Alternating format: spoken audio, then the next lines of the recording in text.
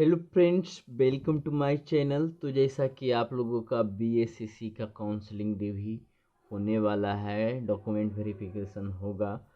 तो इम्पोर्टेंट रूप से आपको कौन कौन सा डॉक्यूमेंट है जो ले जाना ज़रूरी है, थोड़ा इसकी बात कर लेते हैं। क्योंकि कुछ ऐसे इम्पोर्टेंट सर्टिफिकेट है जिसको आप नहीं ले जाइएगा तो दिक्कत होगा। तो जो ज़रूरी है उसको तो ज़रूर ले जाना है, लेकिन जिसमें टर्म एंड कंडीशन आप खुद भी लगा सकते हैं वहाँ पे आपको दिक्कत नहीं होगा। तो चलिए बारी बारी से बात करते हैं कि कौन कौन सा डॉक्यूमेंट आपको वहाँ ले जाना है, इसको देखते हैं। तो ये मैंने एक यहाँ पे आपको फ़ोटो रखा है, ठीक है। एक उदाहरण स्वरूप है और ये बीएसएससी से ही रिलेटेड है। तो लगभग इसी के आधार पे जो है आपका डॉक्यूमेंट वेरिफिकेशन में अंदाज़ा लगा सकते हैं कि क्या क्या लिया जाएगा। इसमें मैं और आपको डिटेल से बताऊंगा कि क्या इसमें ले जाना है, ठीक है ना। तो सबसे पहला तो ये आधार होता है दोस्तों, मैट्रिक, क्योंकि इसी से आपका डेट ऑफ बर्थ ये सब मिलान किया जाता है। सबसे पहला प्रमाण यही होता है। या फिर समकक्ष उत्तीर्णता, तो मैट्रिक के अलावा समकक्ष उत्तीर्णता और कुछ हो भी नहीं सकती है, मैट्रिक ही होता है, ठीक है ना। अंक पत्र एवं प्रमाण पत्र, मैट्रिक के स्तर पे तो होता है आईटीएस हम करते हैं, तो वो तो मैट्रिक करने के बाद करते हैं। तो मैट्रिक का एक प्रमाण पत्र आपको दिखाना है, तो ये तो सबसे पहला है, ये तो छूटना ही नहीं चाहिए। तो ध्यान देना है कि मैट्रिक के समकक्ष यहाँ पे अंक पत्र और प्रमाण पत्र, ठीक है। अंक पत्र जाता है मार्कशीट जो होता है, उसके बाद एक प्रमाण पत्र आपको एक साल में या फिर 5-6 महीना के बाद अवेलेबल करवाया जाता है। तो ये मैट्रिक का ये दोनों जरूर ले जाइएगा, ठीक है। अब है 6, यहाँ पे देखिए शैक्षणिक योग्यता स्नातक। तो ये आपका हाईएस्ट क्वालिफिकेशन जितना है वो ले जा सकते हैं। तो ध्यान में रखिए, बीच में 12th छूट रहा है तो आप 12th को भी लेके चले जाइए, कोई दिक्कत नहीं है। नहीं मांगे तो अलग बात है, लेकिन हाईएस्ट वाला भी आप इसको लेकर चलिएगा, ठीक है। अब मुख्य परीक्षा हेतु निर्गत प्रवेश पत्र, तो मुख्य परीक्षा हेतु निर्गत प्रवेश पत्र ये आप संभाल के रखिए, बेहतर होगा। और ऐसे तो ईमेल पे आप या फिर डाउनलोड करके आप, अभी टेक्नोलॉजी का ज़माना है, उसको रख लिए हैं तो अच्छी बात है। तो मुख्य परीक्षा हेतु निर्गत प्रवेश पत्र, बच्चे बहुत सारे एग्ज़ाम देते हैं और उसको जिधर तिधर ला कर रख देते हैं, तो उसमें वो खो जाता है। लेकिन आप इस पे यदि लगे हुए थे तो आप इसको संभाल के रखना ज़रूरी है। तो मुख्य परीक्षा हेतु निर्गत ये प्रवेश पत्र को आप ज़रूर रखिए अपने पास, ठीक है। नहीं है तो उसको देखिए, साइट पे मिल जाता है तो अच्छी बात है, या फिर कहीं सेव करके रखें तो आप उसका प्रिंट आउट ले सकते हैं। अनुसूचित जाति अनुसूचित जनजाति के भारतीयों के लिए अनुमंडल पदाधिकारी द्वारा निर्गत प्रमाण पत्र, और इस पे ज़्यादा क्लेम नहीं किया जाएगा, ठीक है। इसको आप बनवा लीजिए अभी फ़िलहाल का, इसमें आप उस वक्त का नहीं खोज सकता है जिस वक्त फॉर्म भरा है, क्योंकि एग्ज़ाम बहुत लंबा खींचा गया है। तो यहाँ पे टेंशन नहीं लेना है, आपको लेटेस्ट बनवा के ले जाइएगा तो दिक्कत नहीं होगा। तो जहाँ तक कहा है आप ये अनुमंडल पदाधिकारी तक से आप इसको बनवा लीजिए, वेरीफाई करवा लीजिए, ठीक है। फिर है वही पिछड़ा एवं अत्यंत पिछड़ा वर्ग, ओबीसी और ईबीसी।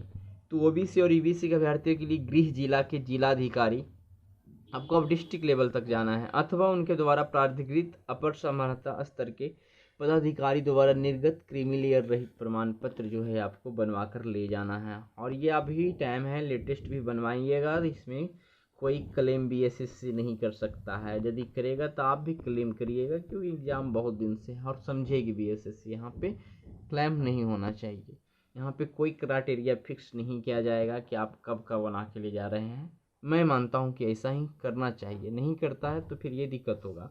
चलिए नेक्स्ट देखते हैं।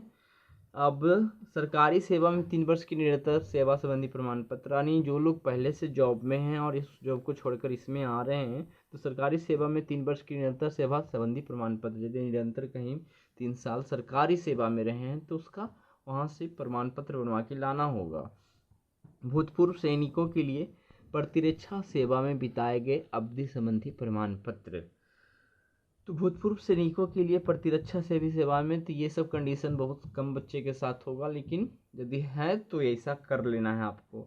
सक्षम पदाधिकारी द्वारा निर्गत स्थायी प्रमाण पत्र, ये निवास प्रमाण पत्र की है बात किया जा रहा है। तो सक्षम पदाधिकारी द्वारा निर्गत स्थायी प्रमाण पत्र, अब चाहे जहाँ भी रहते हों बट जहाँ आपका स्थायी निवास स्थान है वहाँ का आप स्थायी प्रमाण पत्र बनवा के ले जाइएगा। और सक्षम पदाधिकारी लिखा है तो सक्षम ब्लॉक स्तर पे भी तो बनता है, तो वहाँ अंचलाधिकारी होते हैं, तो वहाँ तक भी बन गया तो कोई दिक्कत नहीं है। लेकिन यहाँ जो क्राइटेरिया फिक्स किया गया है वो आपको ले जाना है, ये सबसे बड़ी बात है। ईबीसी और ओबीसी वालों को यहाँ तक बनवा के ले जाना है, ठीक है। तो ये बनवा के रख लेना है आपको। और सबसे ज़्यादा अधिक तक यदि जिलाधिकारी, तो सबको हमको लगता है ना कि यहाँ तक बनवा के ही रखना चाहिए। कम बनाइएगा और यदि क्राइटेरिया फिक्स अपर का कर दिया गया तो प्रॉब्लम होता है। तो आप इसको हमेशा अपर का बना के रख लीजिए तो बेहतर रहेगा। और हर साल बनवा लीजिए साहब। टाइम बनाने में कभी कभी टाइम लग जाता है, कुछ कारण होते रहता है, उस वक्त बंद है, ये है, वो कारण हो जाता है। और मंडल क्या ब्लॉक लेवल पे तो आप वैसे भी बना सकते हैं ऑनलाइन करके, लेकिन बाकी लेवल पे आपको वहाँ पे जाकर फॉर्म भर के जमा करना होता है, और कहीं किसी कारण से बंद होता है तो लेट होने लगता है। आइए नेक्स्ट देखते हैं। भूतपूर्व सैनिकों के लिए प्रतिरक्षा सेवा में बिताए गए, ये तो पढ़ ही लिए थे ना, अगला देखते हैं। ये दिव्यांगता से प्रमाण पत्र यदि है कोई दिव्यांग बच्चा तो वो भी चाहिए, ये बनवा लेना। फोटो युक्त पहचान पत्र जैसा कि आधार कार्ड है तो सबसे बेहतर आधार कार्ड ले जाइए, voter ID card, pan card आदि आदि जो एक पुख्ता देता है। और यहाँ पे भी ध्यान देना है कि वोटर आईडी कार्ड एक ऐसा चीज़ है कि उसमें बड़ी मात्रा में बनता है, और आपका जो सर्टिफिकेट ये सब का डेट ऑफ बर्थ है, पता, ये सब में बहुत ज़्यादा एरर रहता है। तो वोटर आईडी कार्ड यदि 100% सही आपने बनाया है बेहतर तरीके से तो वो ले जाना उचित होगा, नहीं तो मत ले जाइए। पैन कार्ड और आधार कार्ड में आप देते हैं 10th लेवल पे जो है उसी के अनुसार बनवा देते हैं, तो आधार कार्ड और पैन कार्ड आप ले जाइए तो ज़्यादा बेहतर होगा। अब है क्रम संख्या 1 से 10 तक के अंकित प्रमाण पत्र जो लागू हो के साथ 3 पासपोर्ट साइज फ़ोटो, तो फ़ोटो आप ले जाइए 3, 4, 5 ले जाइए, जितना ज़रूरत पड़ेगा आप वहाँ पे। और हाल का खिंचा हुआ होना चाहिए तो हाल का खिंचवा लीजिए। अब एक चीज़ और ध्यान देना है, अभी का जो बीएसएससी एग्ज़ाम हो गया उसमें टेक्निकल पद भी कुछ है, कंप्यूटर से रिलेटेड जो है वो भी डॉक्यूमेंट आपको खोजा जाएगा। तो जो भी टेक्निकल से रिलेटेड हैं वो क्या करें, टेक्निकल प्रमाण पत्र को भी अपने साथ ले जाएं। और वो आपको पहले का बना हुआ होना चाहिए जिस वक्त का फॉर्म भरा गया था, ठीक है, उसके लिए कोई माफ़ी नहीं, ठीक है। तो वो उसी वक्त का 6 महीना पहले या फिर जस्ट कुछ दिन पहले का भी रहेगा तो कोई बात नहीं है। तो आपके लिए एट ए ग्लांस ये कुछ प्रमाण पत्र जो है डीवी के लिए आपको लेकर वहाँ उपस्थित होना है दोस्तों। तो इसको आप सब कलेक्ट कर लिए और अपने अनुसार इसको कंफर्म हो लीजिए कि मैंने सब चीज़ लिया है कि नहीं लिया है। और ठीक है, तो इस वीडियो में इतना ही। इसको आप अधिक से अधिक शेयर करें, लाइक करें, कमेंट करें। धन्यवाद।